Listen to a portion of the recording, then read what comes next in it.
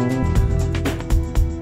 going to be hearing from a prolific author and former speechwriter, James Hume, who tells amazing anecdotes, things that none of the rest of us could have ever experienced.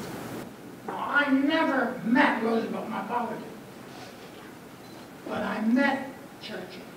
I'm one of the last Americans who can say that he met Winston Churchill. I was at a reception for incoming Commonwealth ambassadors over for the coronation. That's how long ago it was. Coronation of Queen Elizabeth II. And I was in a receiving line in Mansion House. And I go up there and there's Duke of Edinburgh. So he's a young man who wants to go into government. Churchill. Young man, study history. In history lie all the secrets of statecraft. Well, I did study history. One of the things I studied was Churchill himself. How did you get your start as a speechwriter? My wife was working for Vice President Nixon, and he had recruited her, and Nixon thought I was clever with words. And Bill Sapphire wrote a speech, and I wasn't one of the great speechwriters, but Bill Sapphire wrote it after the fall, and he said, James Hume could come up with these parables out of history.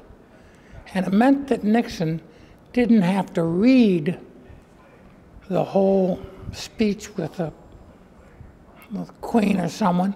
He could just read the anecdote that Hume's provided and then spin off on it.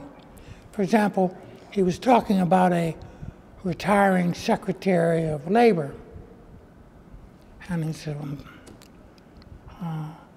when Thomas Jefferson presented his credentials to the French Prime Minister, the French Prime Minister said, Monsieur Jefferson, have you come to replace Dr. Franklin?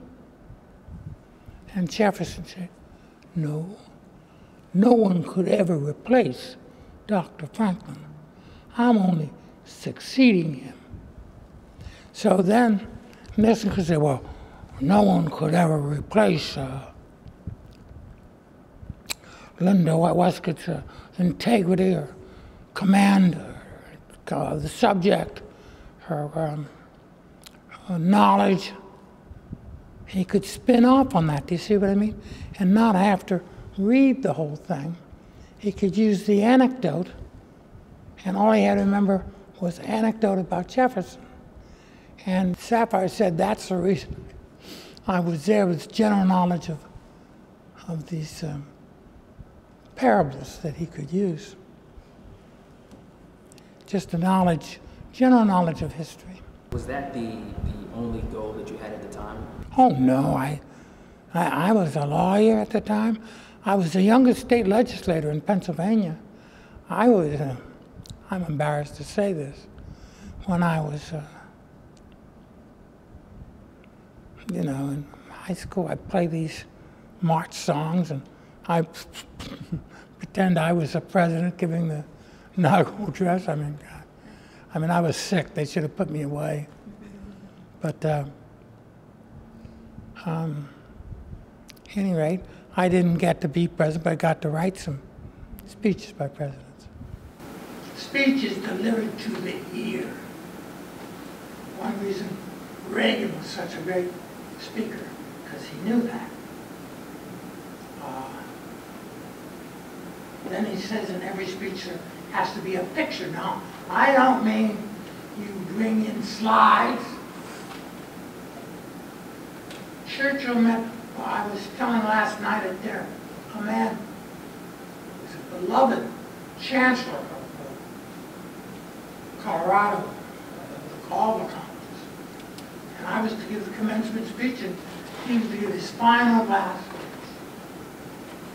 And he got mild applause. His last speech, he'd been there for 20 years. And he said to me, he said, You got this standing ovation.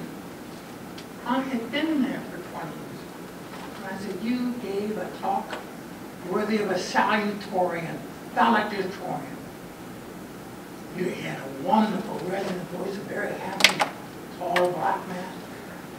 But it talked about excellence, perseverance, emulation, preparation. But they are all abstractions. And you must give a picture to those abstractions. What would it take for someone to pursue speechwriting? You know, there isn't any path. You want to be for one candidate, and then they know that you are good at doing speeches. But I didn't write for Kennedy or Johnson, you know. I was a Republican, and you have to work within the party.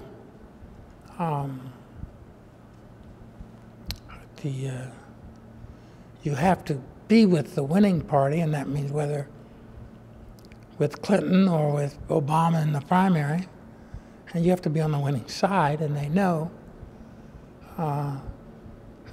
of you. And you're not going to be hired as a speechwriter.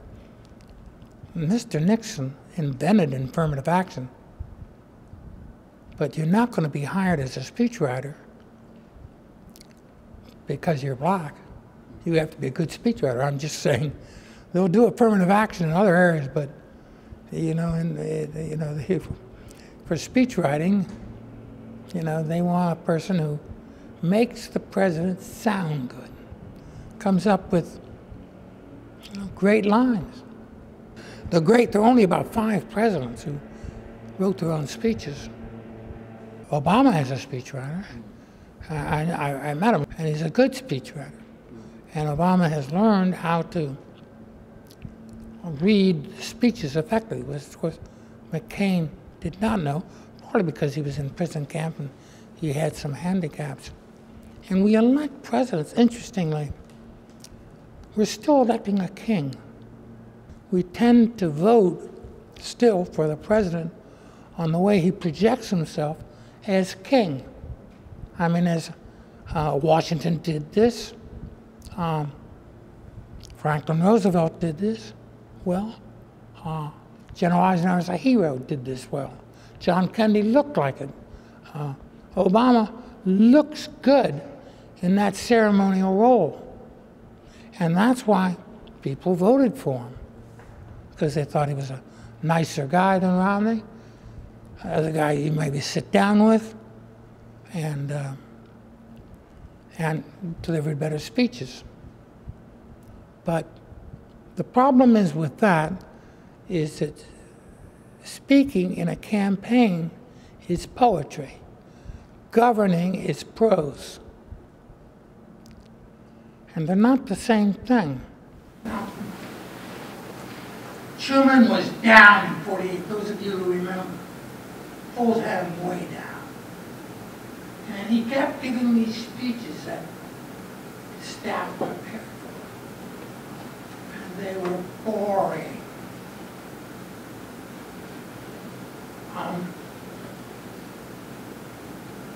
Then one day, after he read this boring speech, he took Q&A, and he came alive with the Q&A. And so they said to him, look, forget the speeches. Put down a few talking points and speak on them. He did, and he beat Dewey. Dewey was a great speaker. He'd studied for operating now, the basso profundo, and he had wonderful, sonorous platitudes. But Truman beat him. Because you can't have these boring essays and then deliver it and make a speech out of it.